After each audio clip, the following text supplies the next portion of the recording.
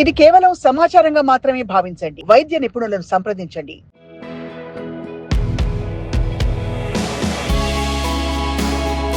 రోజుకి మీరు 9, 10 ఇంకా అవసరమైతే ఎక్కువ సర్జరీస్ కూడా చేస్తారు ఇక్కడ వినికిడి సార్. లైన్ ఆఫ్ సర్జరీలో ఉండే అతిపెద్ద సవాల్ ఏమిటి? థియేటర్ బయట పేషెంట్ని how we will take care, theatre నుంచి బయటకు వచ్చిన తర్వాత వారిని ఎలాంటి కేర్ తీసుకుంటాం. ప్రతి వాళ్ళకి మోకాళ్ళ నొప్పులు వస్తాయా, లేకపోతే కొన్ని ఒంటి తత్వాలకి, లేదు కొన్ని స్థూలకాయం ఉన్న వాళ్ళకి, అలాంటి వాళ్ళకి మాత్రం వస్తాయా?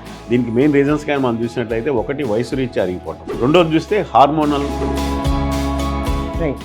లేడీస్లోనే 75 to 80% ఆఫ్ దమ్కి మోకాళ్ళు అరిగిపోతూ ఉంటాయి. 100 మెంబర్స్ స్థూలకాయం ఉంటే 80% ఆఫ్ దెమ్ మోకాళ్ళు అరిగిపోతాయి. ఓహో, అంటే వెయిట్ పడి, లోడ్ పడి ఒక మోకాలు 100 గ్రాములు మోయటానికి రెడీ చేసినప్పుడు దేవుడు దాని మీద మీరు 3 కేజీలు బరువు వేశారనుకో, అది automatically the moment the joint gets. మోకాళ్ళ నొప్పులు స్టార్ట్ అయిన వాళ్ళు ఎవరైనా కానీ ఏమేమి చేయకూడదు చెప్పండి. నువ్వు నిలబడకూడదా? చక్కగా నిలబడచ్చు, మంచిగా వాకింగ్ చేసుకోవచ్చు, తక్కువ ఎత్తులో కూర్చోకూడదు. నిజానికి ఒళ్ళు తట్టుకుంటుందా సార్? 65 ఏళ్ళు 70 ఏళ్ళకి సర్జరీ చేస్తే ఇలాంటివి? అసలు ఈ సర్జరీ ఉన్నదే జీరియాట్రిక్ సర్జరీ. అది అసలు వృద్ధాప్యం రాకుండా ఈ ఆపరేషన్ జరగకూడదు.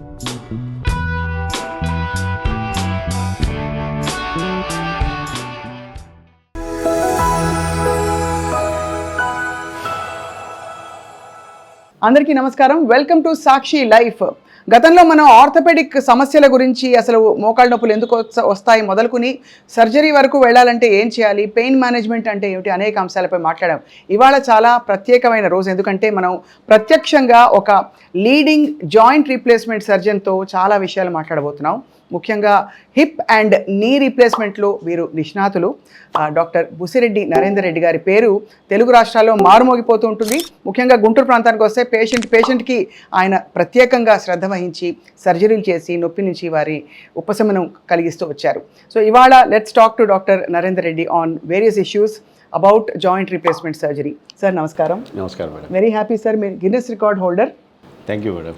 For maximum number of free surgeries కదా, అది సో చాలా విశేషం సార్. అసలు అది పెద్ద సాహసం కూడా.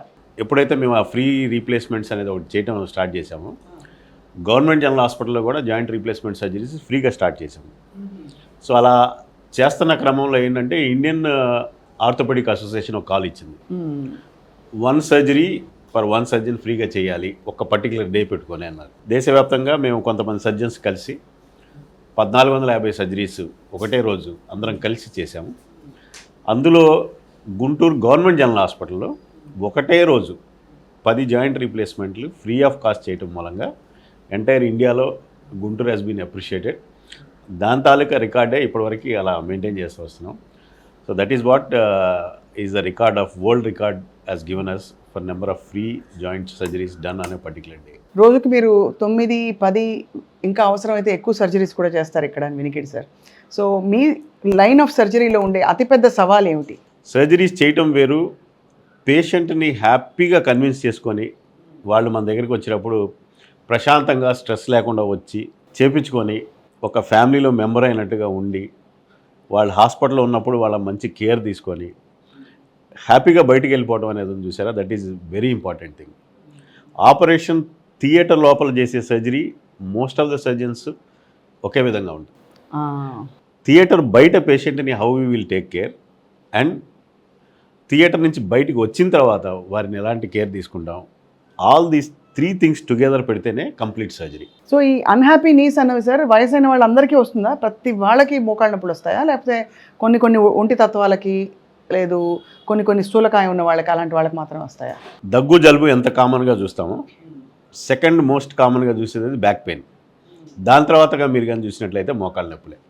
ప్రపంచవ్యాప్తంగా మీరు చూసినట్లయితే జాయింట్ పెయిన్స్లో మోకాళ్ళ నొప్పులు అనేది చాలా కామన్గా చూస్తూ ఉంటాం. అవును. ప్రతి 100 మందిలో దగ్గరగా 30 నుంచి 40% మంది ఏదో ఒక స్టేజ్లో మోకాళ్ళ నొప్పులు అనుభవిస్తూ ఉంటారు. అందులో పూర్తిగా అరిగిపోయి డాక్టర్ దగ్గరికి వెళ్ళి ట్రీట్మెంట్ తీసేవాళ్ళు 100లో 20% ఆఫ్ పీపుల్ ఉంటారు. దీనికి మెయిన్ రీజన్స్ కానీ మనం చూసినట్లయితే ఒకటి వయసు రీత్యా అరిగిపోవటం, రెండోది చూస్తే హార్మోనల్ ఇంబ్యాలెన్సెస్ వల్ల. రైట్. మీరు చూస్తే లేడీస్లోనే 75 to 80% ఆఫ్ దమ్కి మోకాళ్ళు అరిగిపోతూ ఉంటాయి. జెంట్స్తో పోలిస్తే లేడీస్లో ఎక్కువ. రెండోది స్థూలకాయం మీరు ఇందాక అడిగినట్టు చూస్తే స్థూలకాయం ఉన్న వాళ్ళలో 100 మెంబర్స్ స్థూలకాయం ఉంటే 80% ఆఫ్ దెమ్ మోకాళ్ళు అరిగిపోతాయి. ఓహో, అంటే వెయిట్ పడి లోడ్ పడి ఒక మోకాలు 100 గ్రాములు మోయటానికి రెడీ చేసినప్పుడు దేవుడు దాని మీద మీరు 3 కేజీలు బరువు వేశారనుకోండి, automatically the moment the joint gets disturb. కొవ్వు పెరిగినట్టు బోన్స్ పెరగవు కదా సార్? బోన్ అనేది 21 సంవత్సరాల తర్వాత ఎలా ఉంటుందో అలాగే ఉంటుంది, జీవితకాలానికి అలాగే ఉంటుంది. మీరు వెయిట్ పెరిగినట్టు బోన్ సైజు పెరగటం కానీ, మీరు వెయిట్ పెరిగారు కదా అని దాని కెపాసిటీ పెరగటం కానీ జరగదు. సో మన వాళ్ళు అందరం చూసినట్లయితే ఒక్కొక్క 10 కేజీలు వెయిట్ పుటాన్ అయినప్పుడు ఇంచుమించు 200 టైమ్స్ వెయిట్ బోన్ మీద పడుతూ ఉంటుంది. సో న్యాచురల్గా ఒబేసిటీ వల్ల చాలా ఎక్కువగా ఈ జాయింట్స్ అరిగిపోతూ ఉంటాయి. ఎంతో నొప్పి ఉంటే కానీ సర్జరీకి రారు కదా సార్, చాలా మంది భరిస్తూ ఉంటారు. ఈ మోకాళ్ళ నొప్పుల్లో స్టేజెస్ ఉంటాయి కదా, so first stage second stage ఎలా గుర్తించాలి మనం ఏ స్టేజ్ అని? అంటే అఫ్కోర్స్ డాక్టర్ సలహా ఉత్తమం. ఇప్పుడు మనం చూసినట్లయితే స్టేజ్ 1, స్టేజ్ 2, స్టేజ్ 3 అనేది టెక్స్ట్ బుక్ సార్ ఇప్పుడు స్టేజ్ 1, 2, 3, 4 నాకు మోకాళ్ళ నొప్పులు ఊరికే వచ్చిపోయాయా, లేకపోతే నేను డాక్టర్ దగ్గరికి వెళ్ళాలా, నేను ఏదో స్ట్రెయిన్ అయిందా ఎగ్జిబిషన్లో నడిచి అని ఎలా తెలుసుకోవాలి పేషెంట్? చాలా సింపుల్ అండి. ఇప్పటి వరకు మనం ఎవ్రీడే మెట్లెక్కి దిగుతూ ఉన్నాం. ఈ 40 సంవత్సరాల్లో మనకి ఎటువంటి ఇబ్బంది లేదు. కానీ ఇప్పుడు మెట్లెక్కి దిగేటప్పుడు మనకి ఏదో అనీజీనెస్ అనిపిస్తూ ఉంటుంది. అదొక ఫస్ట్ ఇండికేషన్. ఇండియన్ టాయిలెట్స్లో కానీ కింద కానీ బాచిపట్లు వేసి కూర్చోవడం అనేది మనకి చాలా సాధారణంగా చేస్తున్నది. అవును, ఇప్పుడు అలవాటు. కింద కూర్చొని బాచిపట్లు వేసుకొని కూర్చొని సడన్గా లేచేటప్పుడు ఏదో తెలియని అనీజీ వస్తూ ఉంటుంది మోకాల్లో. ఇంతకుముందు లేనిది ఇప్పుడు కొత్తగా గమనిస్తూ ఉంది. సోఫాలు ఉంటాయి ఇళ్లలో, నీలకమల కుర్చీలాగా కాకుండా సోఫాలు ఉంటాయి, వాటిల్లో కూర్చొని లేచేటప్పుడు అనీజీగా ఉండటం. ఎగ్జాంపుల్, కార్లో ఫ్రంట్ సీట్లో కూర్చొని కాలు కింద పెట్టి దిగంగానే తెలియని అనీజీగా ఉండటం. సో ఇలాంటి ఫీచర్స్ అన్ని చూసినప్పుడు yes this is not normal అని మనకి అనిపిస్తూ ఉంటుంది. అవును అవును అవును. ఇది ఫస్ట్ స్టేజ్ అండి. సో తక్కువ హైట్లోంచి లేచేటప్పుడు, మెట్లెక్కి దిగేటప్పుడు ఎవరైనా ఇంట్లో ట్రై చేసుకోవచ్చు. తక్కువ హైట్లో కూర్చొని లేచేటప్పుడు వస్తుందా, మెట్లెక్కి దిగడం వస్తుందా అంటే ఆర్థరైటిస్ స్టార్ట్ అవ్వడానికి మోకాళ్ళ అరుగుదలలో ఫస్ట్ స్టేజ్ ఉండాలని అర్థం. ఇక యాజ్ సింపుల్ యాజ్ ఇట్. అట్లా కాకుండా నడిచేటప్పుడు, ప్లెయిన్ సర్ఫేస్లో నడిచేటప్పుడు కూడా ఎగుడు దిగుడులోకి వెళ్ళినప్పుడు అలాంటప్పుడు నొప్పి వస్తుంది అనుకోండి. So you are crossing the first stage and you are going in to the second stage. రెగ్యులర్గా నొప్పి వస్తూ ఉంటే జరిగేది సెకండ్ స్టేజ్ అంటాం. అంటే ఇది సిమ్టమ్స్లో. సో ఈ స్టేజ్కి మీరు నడవడానికి కష్టపడి మీరు నడిచేటప్పుడు కూడా నొప్పి అనిపిస్తున్నారంటే మీరు స్లోగా ఏం చేస్తారంటే మెట్లు ఎక్కడం, కింద నుంచి లెగవడం అవాయిడ్ చేస్తూ ఉంటారు. అంటే మనకి ఏం చెప్తారంటే వయసుతో రాదా ఇవన్నీ, వయసుతో ఇవన్నీ వచ్చేవే కదా, తగ్గిపోతుందిలే, అదే కొంచెం రెస్ట్ తీసుకో ఇలా చెప్పి సర్దేస్తారు. కానీ అశ్రద్ధ చేస్తే అది ఇన్ఎవిటబుల్గా 4th స్టేజ్కి వెళ్ళిపోతుంది సార్. వయసుతో పాటు వచ్చే అలసట ఉంది చూసారా, మీరు దూరం నడిచి వచ్చి రెస్ట్ తీసుకోవడం అనేది యాక్సెప్టబుల్. ఇదివరకు ఫాస్ట్గా నడిచేవాళ్ళు ఇప్పుడు స్లోగా నడిచి రావడం అది యాక్సెప్టబుల్. అంతేగాని మోకాళ్ళ నొప్పులు వస్తున్నాయి నాకు వయసుతో పాటు అంటే వయసుతో పాటు మోకాళ్ళు అరుగుతున్నాయని అర్థం. So at that stage you have to go and take an opinion. ఎందుకంటే 100 మంది ఉంటే 30 మందికే ఈ సిమ్టమ్స్ వస్తూ ఉంటాయి. మీరు మన పల్లెటూరులో చూడండి, 80 ఏళ్ళు 90 ఏళ్ళు వచ్చినా ఇంకా పొలం పోయి పని చేస్తూ ఉంటారు, వాళ్ళకి ఎటువంటిది ఉండదు. అంటే అందరికీ వయసుతో పాటు అందరికీ రావు. ఇప్పుడు మీరున్న అపార్ట్మెంట్లో తీసుకోండి, ఎంతమంది మోకాళ్ళ నొప్పులు చెప్తున్నారు? 20 ఫ్లాట్లు ఉంటే 10 మందే చెప్తుంటారు, మిగతా 10 మందికి మోకాళ్ళ నొప్పులు ఉండవు. సో ఎవరికైతే మోకాళ్ళ నొప్పులు వచ్చే టెండెన్సీ ఉంటుందో వాళ్ళే ఇవన్నీ గమనిస్తూ ఉంటారు. ఈ టెండెన్సీ అన్నారు కదా సార్, ఇది చాలా మంచి వర్డ్.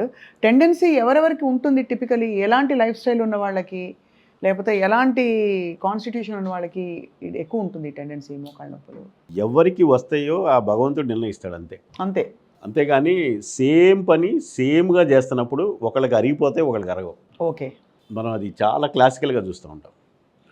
ఒకటే వర్క్ డిఫరెంట్ పీపుల్ చేస్తున్నప్పుడు కూడా అందులో 3 to 4% ఆఫ్ పీపుల్కి డిఫరెంట్గా సిమ్టమ్స్ ఉంటా ఉంటాయి. సో జెనెటికల్ ప్రిడిస్పోజిషన్ ఒకటి, next is obesity. So obesity అంటే బాడీ ఫ్రేమ్ వర్క్ చూసినప్పుడు ఒక్కొక్కరికి ఒక బాడీ ఫ్రేమ్ వర్క్ ఉంటుంది. ఇప్పుడు మన ఫ్రెండ్స్లోనే ఒకడు 100 కేజీలో ఉంటాడు, ఒకటి 80 ఉంటాడు, ఒకటి 60, ఒకటి 40 ఉంటాడు. సో 100 ఉన్న అతనికి మోకాళ్ళు అరిగిపోవడానికి ఎక్కువ ఛాన్స్ ఉంది compare to 40. So this is a classical thing. రెండోది చూసినట్లయితే hormonals and race and sex differences విమెన్కి ఎక్కువ ఉంటుంది. ఉమెన్లో ఎక్కువ ఉంటుంది. ఉమెన్ అంటే హార్మోన్స్ మూలంగా. ఉమెన్స్లో ఉన్న ఈస్ట్రోజన్, ప్రొజెస్ట్రాన్ ఏంటంటే జాయింట్స్కి ప్రొటెక్టివ్ కాదు, మేల్స్లో ఉన్న టెస్టోస్టిరాన్ చూసినట్లయితే ప్రొటెక్టివ్ హార్మోన్ అది. సో ఆటోమేటిక్గా వాళ్ళిద్దరి మధ్యలో డిఫరెన్స్ ఉంటుంది. మీరు ఒక 100 మందిని చూస్తే 25% మంది మెయిల్ ఉంటారు, 75% మంది ఫీమేల్స్కి ఫీమేల్స్ ఉంటారు. మన ఇండియన్ స్టైల్ ఆఫ్ వర్కింగ్ చూస్తే మోకాళ్ళ మీద ఎక్కువగా ప్రెషర్ పడే వర్క్ చేస్తూ ఉంటాం మనం. అవును. బట్టలు ఉతకడం కానీ, కింద కూర్చోవటం కానీ, పూజా పునస్కారాలు కానీ ఎన్ని చూసినా కూడా మన కల్చర్లో ఏంటంటే కింద కూర్చోవటం కానీ, తక్కువ ఎత్తులో ఈ మధ్య చూస్తూ ఉన్నారు పూజలు చేయడం చిన్న పీటల మీద కూర్చొని పర్వాలేదు హైట్ మీద కూర్చున్నాం అనుకుంటారు. సో ఆ చిన్న పీటలు తక్కువ ఎత్తు మీద కూర్చోవటము ఇవన్నీ కూడా ఒక్కసారి జాయింట్ పెయిన్ స్టార్ట్ అయిన తర్వాత they are not advisable things. కానీ మనలో ఒక అపోహ ఉంది, అలా మడవకుండా వదిలేస్తే ఇంకా బీసుకుపోతాయి. అనుకుంటారు. అవును, నిజమే. మీరు కొంచెం పెద్దవాళ్ళని ఎప్పుడైనా అడగండి, అసలు ఆసనాలు అయిపోతే ఎలా ఉంటాయండి మోకాళ్ళు అంటారు. కావాలని చెప్పి నేను చాలామంది పేషెంట్స్ చూస్తూ ఉంటారు, భర్తల దగ్గరుండి భార్యల చేత పద్మాసనాలు వజ్రాసనాలు వేపిస్తుంటారు. వాళ్ళు మోకాళ్ళ నొప్పులు వచ్చినాయి అన్నా కూడా వినకుండా. వేయకూడదు సార్ అసలు. మోకాళ్ళ నొప్పులు స్టార్ట్ అయిన వాళ్ళు ఎవరైనా కానివ్వండి, ఏమేమి చేయకూడదు చెప్పండి. నువ్వు నిలబడకూడదా? చక్కగా నిలబడచ్చు, మంచిగా వాకింగ్ చేసుకోవచ్చు, తక్కువ ఎత్తులో కూర్చోకూడదు. మెట్లెక్కి దిగేది మీకు కష్టంగా ఉన్నప్పుడు ఇక దాన్ని అవాయిడ్ చేయడం బెటరు, లేదా అవసరం ద్వారా వాడుకోవాలి. ఎక్కడం దిగడం రెండు డిఫరెన్స్ ఉందా సార్? ఎక్కడం డిఫరెన్స్ డెఫినెట్గా డిఫరెన్స్ ఉంటుందండి. మీరు కొంతమందిని అడగండి, మాకు దిగేటప్పుడు ఎక్కువ నిప్పడ్డారు. ఎందుకంటే గ్రావిటీతోని భూమి ఆకర్షణ శక్తి ఎప్పుడు కూడా మనిషిని కిందకి లాగుతూ ఉంటుంది. అది ఎప్పుడు జరుగుతుంది? మనం కిందకు వచ్చేటప్పుడు. దాంతో ఫైట్ చేయాలి, ప్లస్ మన మోకాళ్ళని కంట్రోల్లో పెట్టాలి. సో అప్పుడు ఏమవుతుంది, బాడీ ఎక్కువ ఎనర్జీని వాడి వెనక్కి పెట్టుకోవడానికి ట్రై చేస్తూ ఉంటాం. అప్పుడు మోకాళ్ళ మీద ఎక్కువ పట్టు ఉండాలి. చాలా గొప్ప సందేశం సార్ ఇది. That's it. Sir me table మీద ఇదేదో డోర్ నాబ్సో కర్టన్ రాడ్ తాలూకు అనుకున్నాను చూసి, కానీ యాక్చువల్గా మీరు సర్జరీలో వాడేవి అని తెలిసి చాలా షాక్లో ఉన్నాను నేను. ప్లీజ్ ఎక్స్ప్లెయిన్ సార్, ఇది ఏమిటి ఇవన్నీ? సో జాయింట్ రీప్లేస్మెంట్ సర్జరీ అనేది మోస్ట్ పాపులర్ సర్జరీ అండి వరల్డ్ వైడ్లో. ఇప్పుడు చూస్తే భారతదేశంలో ప్రతి సంవత్సరం కనీసం more than 3 to 4 lakhs of surgeries చేస్తున్నారు. 3 to 4 lakhs ఆఫ్ సర్జరీస్ చేస్తున్నా కూడా ఇంకా మనం ఒక 200-300% డెఫిసిట్లో ఉన్నాం. ఎవరికైతే రిక్వైర్మెంట్ ఉండి చేయలేని పరిస్థితి. ఏంటి కారణం అంటే పేషెంట్ వైపు నుంచే సార్ మనకి? ఒకటి ఫైనాన్షియల్ రీజన్స్, రెండోది హెల్త్ కేర్ అవైలబిలిటీ లేకపోవడం, అంటే దీన్ని ఎసెన్షియల్గా తీసుకోకపోవడం, పరిగణించకపోవడం. ఇప్పుడు మీరు చూడండి, రాత్రిపూట మీకు ఇక్కడ నొప్పి వచ్చింది అనుకోండి, అది హార్టో లేకపోతే గ్యాసో తెలిగిపోయినా నైట్కి నైట్ లేచి హాస్పిటల్కి వెళ్ళిపోయి ముందు దాన్ని సెటిల్ అయ్యేదాకా మీకు నిద్ర పట్టదు. అదే మోకాళ్ళ నొప్పులు వచ్చినాయి అనుకోండి, దాని మీద అంత శ్రద్ధ పెట్టాల్సిన అవసరం లేదు, అంత ప్రాణాంతకం కూడా కాదు. రాత్రి నిద్ర లేచి టాయిలెట్కి వెళ్ళి లోపల టాయిలెట్ పడిపోయే రోజు దాకా దాన్ని వాడుతూ ఉంటాం మోకాళ్ళు. అంత సఫరింగ్ని కూడా మనం అనుభవిస్తాం. కానీ so this is a life style operation అండి. లైఫ్ స్టైల్ బెటర్ అవడానికి చేసే ఆపరేషన్, అంటే లైఫ్ థ్రెటనింగ్ కాదు కాబట్టి అశ్రద్ధ అనేది ఎవరికైనా సహజంగా జరిగేది. అవును. సో 2 మోకాళ్ళు ఆపరేషన్ చేయించుకొని 4 లక్షలు ఖర్చు పెట్టాలా? పిల్లవాడి ఎడ్యుకేషన్కి ఆ 4 లక్షలు ఖర్చు పెట్టాలంటే మనం ఫస్ట్ ఇటు ఖర్చు పెట్టేస్తాం. అవును. హార్ట్లో వాల్వ్ వేయాలా, ఫీజు కట్టాలంటే ముందు హార్ట్లో వాళ్ళు వేయించుకుంటాం. So that is the example చెప్తున్నాను. సో అందుమూలంగా ఏమవుద్దంటే కొంత నెగ్లిజెన్స్ ఉంది, కొంత అవేర్నెస్ లేదు. మూడోది చూసినట్టయితే అసలు దీని మీద ఉన్న రాంగ్ కాన్సెప్ట్స్ కొన్ని ఉన్నాయి, అపోహలు ఉన్నాయి.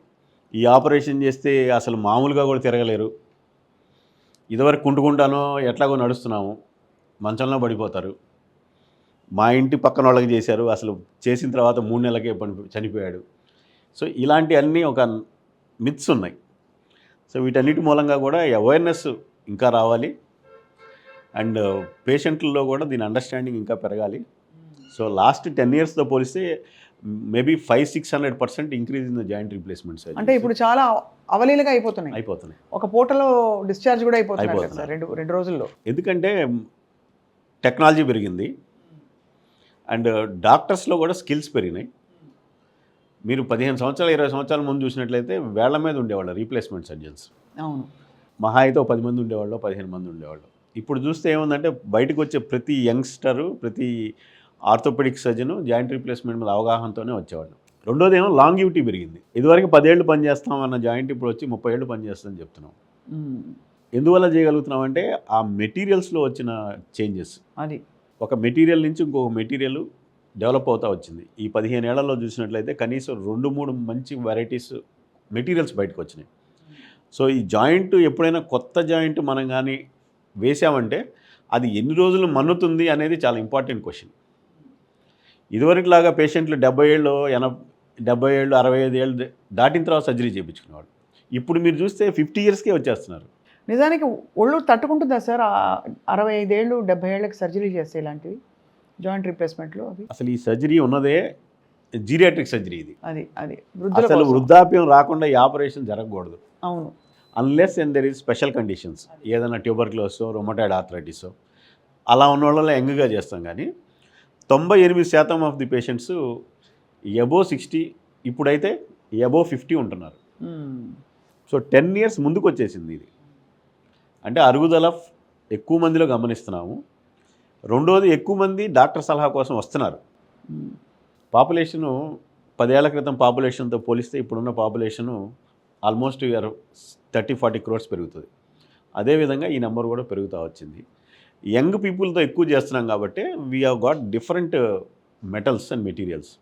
మీరు ఇప్పుడు ఇక్కడ చూస్తున్నట్లయితే దిస్ ఈజ్ మన కోబాల్ట్ క్రోమ్తో మామూలుగా సాధారణంగా ఒక 45 ఏళ్ళ నుంచి మనం వాడుతున్న జాయింట్స్ చూస్తే ఇది ఇలా చూసినప్పుడు మనకేమనిపిస్తుంది అంటే ఇది స్టీల్ జాయింట్ అన్నట్టుగా అనిపిస్తూ ఉంటుంది. ఆ కలర్ కానీ ఆ మెటీరియల్ కానీ చూస్తే. కానీ it's made up of an Alai.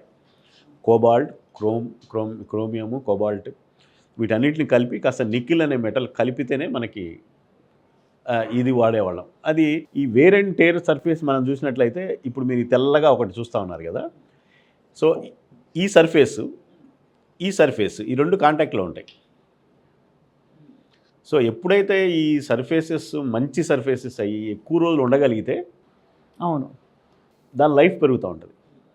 So ఇలాంటి మార్పులు చెందుతూ వచ్చినప్పుడే నెక్స్ట్ డెవలప్ అయిన మెటీరియల్ చూసినట్లయితే మనం దిస్ ఈస్ కాల్డ్ జెడ్ బ్లాక్గా ఉంది. మీరు చూడండి, ఈ రెండింటిని కంపేర్ చేస్తాం. అదే సిల్వర్. ఇది ఓకే, మీకు భాషలో చెప్పాలంటే ఇది సిల్వరు, ఇది బ్లాక్, జెడ్ బ్లాక్లో ఆనిక్స్. అది ఎస్, ఆనిక్స్. బిల్డింగ్ మెటీరియల్స్ చూసుకున్నట్లయితే మనం చూసింది ఈ జెడ్ బ్లాక్లో వచ్చింది జిర్కోనియం మెటల్ నుంచి తయారు చేసింది. దీన్ని ఆక్సినియం అంటుంటాం. దీని వేరు రేట్ ఏంటంటే 30 ఏళ్ళు పనిచేస్తుంది అనేది ఇప్పుడున్న అవైలబిలిటీలో ఉన్న డిఫరెంట్ మెటల్స్. ఇది మీరు చూసినట్లయితే ఖచ్చితంగా ఇప్పుడు బాగా పాపులర్గా ఎక్కువ మంది ఆపరేషన్ చేస్తున్న జాయింట్ మీరు కానీ చూసినట్లయితే ఇది చూడంగానే ఏంటో గోల్డ్తో తయారు చేశారా అన్న విధంగా ఉంటుంది. అది కూడా ఒక status symbol sir? Status symbol ఏం లేదు. కాస్ట్ పరంగా చూసినా కానీ ఏ విధంగా చూసినా కొంత ఎక్కువైనా కూడా, ఒకవేళ మోకాల లోపల వెండి ఉన్నా బంగారం ఉన్నా ఇంకోటి ఉన్నా కూడా బయటకు కనపడేది కాదు కాబట్టి అదే అందుకనే సార్.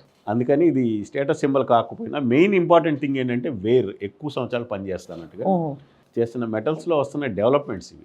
సో వీటన్నిటి మూలంగా కూడా పేషెంట్స్లో మూమెంట్స్ బాగున్నాయి. ఒకటి మనం చూస్తే హై ఫ్లెక్షన్ అని, ఇంతకుముందు వచ్చిన మడత కంటే ఇప్పుడు చేస్తున్న జాయింట్స్లో హై ఫ్లెక్షన్ అంటే మోకాలు బాగా మడవడానికి ఈజీగా ఉండే విధంగా వస్తూ ఉన్నాయి. సో దీస్ చేంజెస్ అన్నీ కలిపితే ఈ సర్జరీని సక్సెస్ చేసినాయి. ఈ సర్జరీని ఎక్కువ మంది అట్రాక్ట్ చేస్తూ ఉన్నాయి. సో యంగ్ పీపుల్లో మోస్ట్లీ గోల్డ్ అండ్ ఆక్సినియం వాడుతున్నాం. సీనియర్ సిటిజన్స్లో ఎవరితో చేసినప్పుడు ఈ కోబాల్ట్ క్రోమియం వాడుతూ ఉన్నాం. సో పేషెంట్స్ వాళ్ళ ఏజ్ గ్రూప్ బట్టి, రెండోది వాళ్ళ ఆర్థిక పరిస్థితులు బట్టి, మూడోది వచ్చేటప్పటికి ఏ పేషెంట్కి ఏది సూట్ అవుతుందో కొంత మేము సొంతంగా డిసైడ్ చేసి కొన్ని రకాలుగా చేస్తూ ఉంటాం. సో వీటన్ని మూలంగా సక్సెస్ రేట్స్ పెరిగినాయి. లేటెస్ట్గా మీరు చూసినట్లయితే వీటితో పాటు టెక్నాలజీని వాడుకుంటున్నాం. అది టెక్నాలజీ వచ్చిన తర్వాత 30 ఏళ్ళు పనిచేసేది ఇంకా లైఫ్ టైం పనిచేసే విధంగా కూడా దాన్ని బాగా ప్రిసైజ్గా చేసే అవకాశం వస్తుంది. ఆ తర్వాత ఎపిసోడ్లో చూడబోతున్నాం సార్. ఇది చాలా బరువుగా ఉంది మోయడానికి. మరి ఇది ఒకవేళ శరీరంలో అమరిస్తే ఇంత బరువు మన శరీరం వస్తుందా? మీరు చూస్తున్న ఈ జాయింట్ మీరు చూసారంటే వీటితో పోలిస్తే ఇది చూస్తే చాలా పెద్ద ఏదో ఒక హై ఇండస్ట్రీ మెటల్ లాంటి పరికరంలాగా అనిపిస్తూ ఉంటుంది. So when you come to the surgeries, కొంతమందిలో ఏమవుతుందంటే ఒకవేళ బాగా ఫ్రాక్చర్ అయిపోయి ఈ పార్ట్ అంతా డ్యామేజ్ అయిపోయి మోకాలు పైన ఉన్నటువంటి ఎముకంతా డ్యామేజ్ అయిపోవటము, రెండోది ఏదన్నా ట్యూమర్స్ అంటే ఏదైనా క్యాన్సర్ పరమైనటువంటి ట్యూమర్స్ కానీ వచ్చినప్పుడు అంతవరకు ఆ ఎముకను తీసేసి జాయింట్ని చేయాల్సి వస్తుంది. సో వీటిని ట్యూమర్ ప్రాసెస్ అంటాం.